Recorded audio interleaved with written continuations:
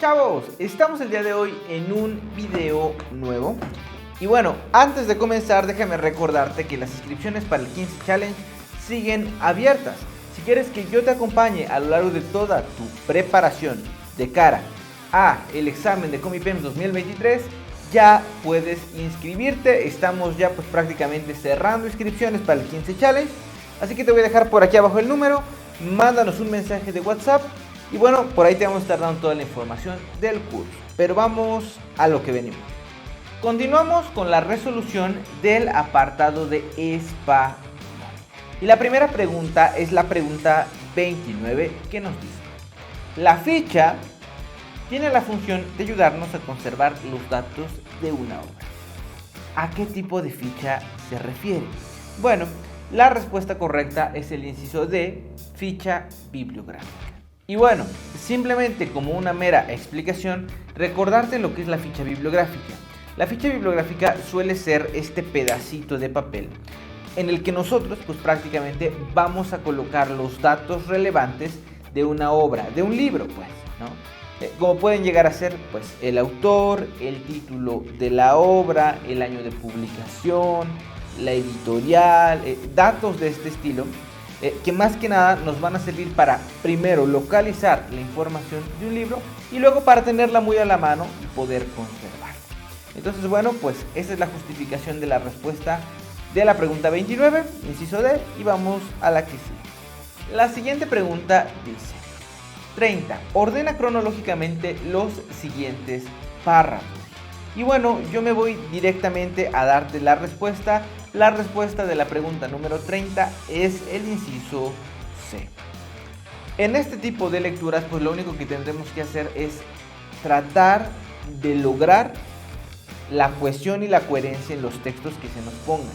Esta no es algo que yo te pueda enseñar, es algo que tú tienes que aprender a partir de practicar constantemente con diferentes textos, de leer mucho. Yo siempre recomiendo en el apartado de habilidad verbal y en el de español que practiques con textos cortos, leyéndolos de manera frecuente. Textos, por ejemplo, como de divulgación científica, revistas, de cultura general, cosas del estilo. Y después te hagas preguntas alrededor de esto, ¿no? En este tipo de textos que son muy comunes en el examen, lo que se te va a poner son lecturas que para tú poder ordenar, primero vas a tener que entender, ¿no? Entonces, bueno, ahí la respuesta muy concretamente es el inciso C para la pregunta número 30 y nos vamos a la que sigue. 31.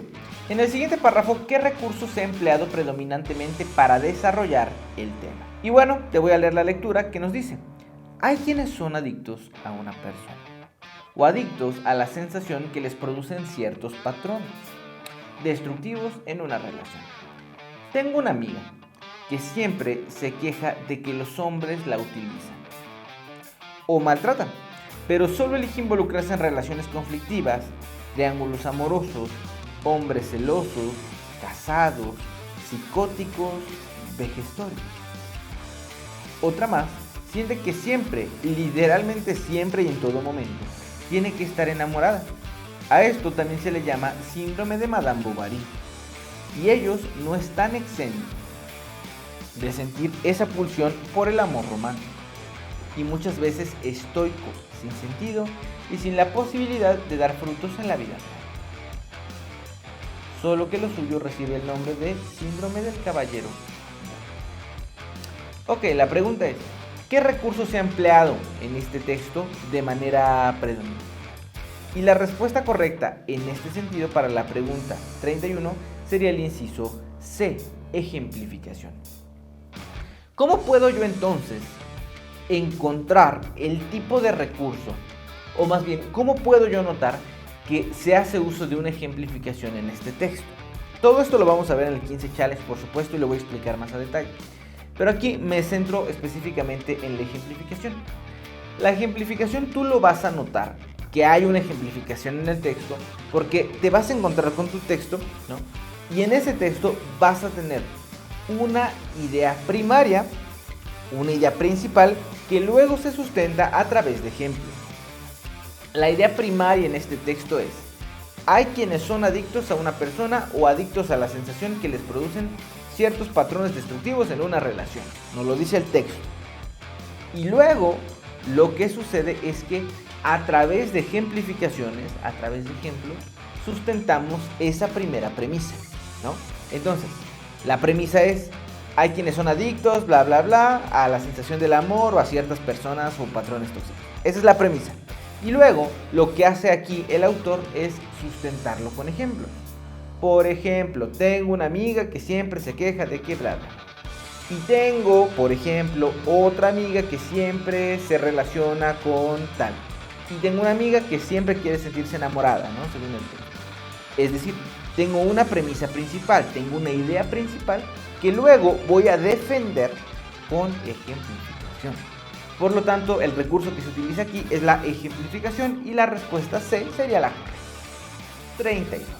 En el siguiente texto, la frase subrayada sirve. Y bueno, ahí no me voy a tomar demasiado tiempo leyendo la lectura, me voy directamente a la palabra, es por ejemplo. Respuesta para la pregunta 32 sería el inciso C. Por ejemplo, e introduzco una idea. Por eso sería un nexo o expresión que introduce idea. Acá a ver, todos estos temas no los estoy explicando demasiado, ¿no? Porque son muy largos y son muy extensos. Y todo esto, toda esta información condensada la tienes en la guía del curso de aprendizaje exponencial o la vas a tener si te inscribes a mi curso.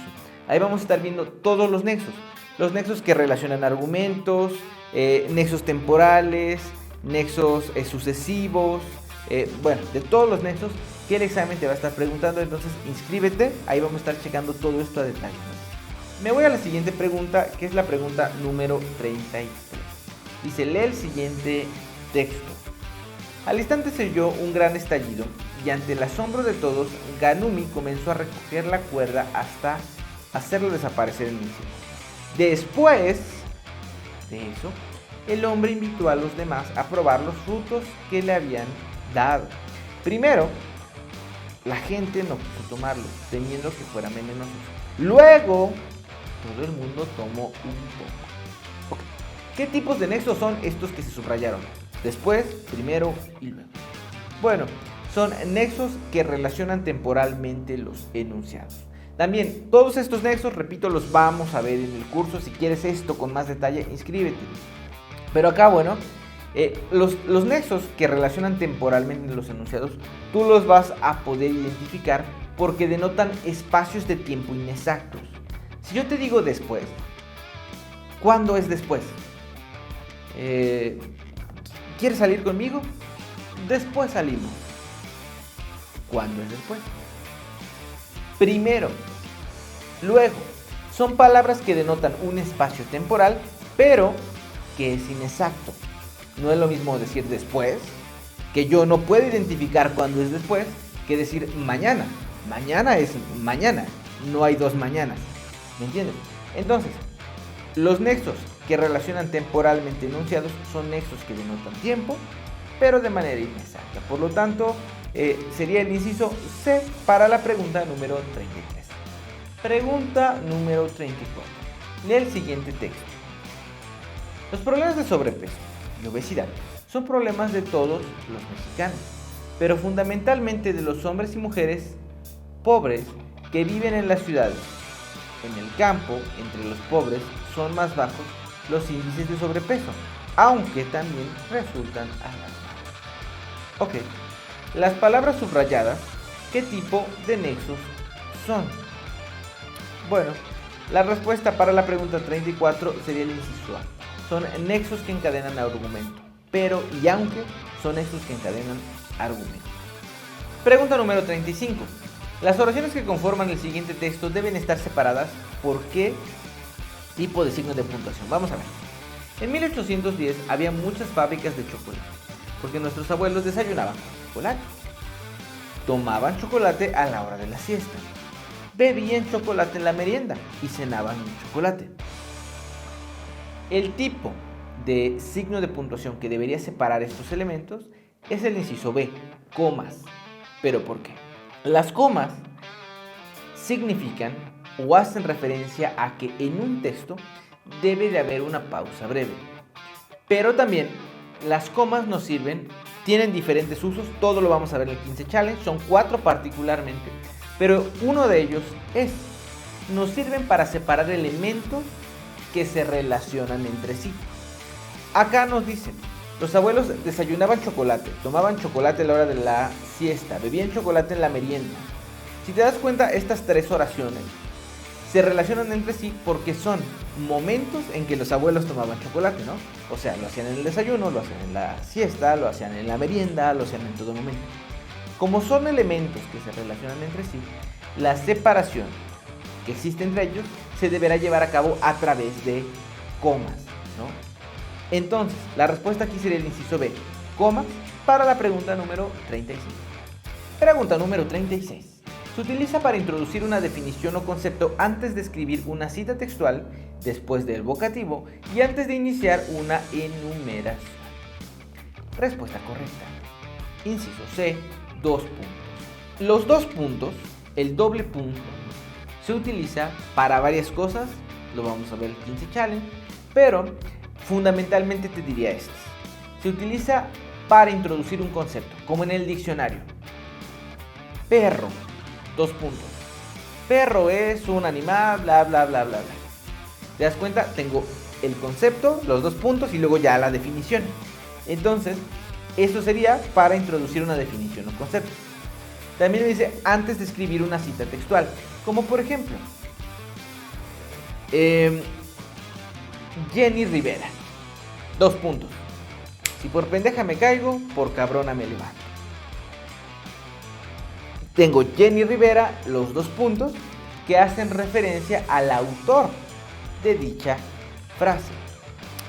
Y finalmente me dice después del vocativo o antes de iniciar una enumeración. Por decir, cuando yo te digo, en mi mesa había muchos pastelillos y de diferentes sabores. 2 puntos. De chocolate, de fresa, de vainilla, de arándano, de cajeta. ¿Qué hago ahí? Antes de iniciar una enumeración diciendo qué tipo de pastelillos, de sabores de pastelillos había, utilicé los 2 puntos. ¿Para qué? Para comenzar a enumerar. Entonces aquí, pues bueno, la respuesta concretamente sería el inciso C para la pregunta 3. Pregunta 37. Dice, lee el siguiente párrafo e indica qué categoría pertenece los elementos subrayados. Vamos a ver. Jorge era un hombre, un grave guerrero, hermoso a su manera, digno de la admiración con que le miraba Miguel. Alto y membrudo, llevaba con marcial desembarazo el arnés entero de batalla. El rostro de Jorge respiraba ardor y lealtad. Pálido y de garzos ojos, una puntiaguda barba castaña lo hacía más varonil. Okay. Las palabras grave, digno, membrudo, marcial, garzos y puntiaguda son ¿qué tipo de palabras? La respuesta correcta es el inciso D, adjetivo. ¿Qué son los adjetivos? Los adjetivos son palabras que describen a un sujeto. Cuando nosotros estamos frente a este texto, nos está describiendo cómo es Jorge. Nos está diciendo que era un guerrero grave, letal, poderoso, digno de admiración, ¿no? Nos dice que era alto y membrudo, o sea, fuerte. Nos dice que sus ojos eran garzos y que tenía una barba puntiaguda. Todas estas palabras nos están sirviendo para describir. Los describidores, por llamarle de alguna manera, son adjetivos, adjetivos calificativos. Por lo tanto, 37 sería el inciso C. Vámonos a la pregunta 38. Dice, el fragmento es una narración. ¿Por qué? Ok, vamos a leerlo. El siglo XX es el siglo del gran error del arte, de la gran equivocación, el malentendido de convertir lo banal e intrascendental en perpetuo, de confundir el ingenio rápido y fácil con la reflexión profunda.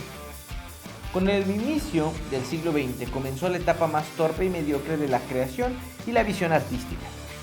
En 1917, Marcel Duchamp hizo del sentido del humor la nueva filosofía, de la ocurrencia un aforismo y de la supuesta falta de comprensión del público su más. Al llamar a un urinario fuente, Duchamp inventó el antiarte, una pieza destinada a destruir el arte. Esta invención fue mal interpretada como una osadía estética y los teóricos y curadores la instauraron como canon artístico. Este fue el primer error, afirmar que tal obra era arte y situarla en un contexto impropio, el museo. Ok, ¿por qué nos encontramos con una narración en este fragmento? La respuesta sería el inciso A, porque hace uso de tiempos verbales en pasado. Prácticamente hay dos maneras en que nosotros vamos a poder identificar que un texto es una narración, casi de manera inequívoca y prácticamente bien en todos los casos. ¿Cómo reconozco una narración? Número 1. Casi siempre, o siempre el 99.9% de las veces, los verbos que se van a utilizar y la manera en que se habla es en pasado. Eso es lo más importante. Una narración suele ser en tiempo pasado. Y la otra es porque se habla de una tercera persona. El narrador, es decir, quien habla en el texto, usualmente no habla de sí mismo, habla de un tercero, de otro. Por lo tanto, la respuesta para la 38 sería el inciso A. Hace uso de tiempos verbales en pasado. 39. Señala el eslogan que pretende lograr un cambio de conducta en el consumidor. Respuesta correcta, inciso C. Mezclar alcohol y gasolina mata. ¿Qué es esto?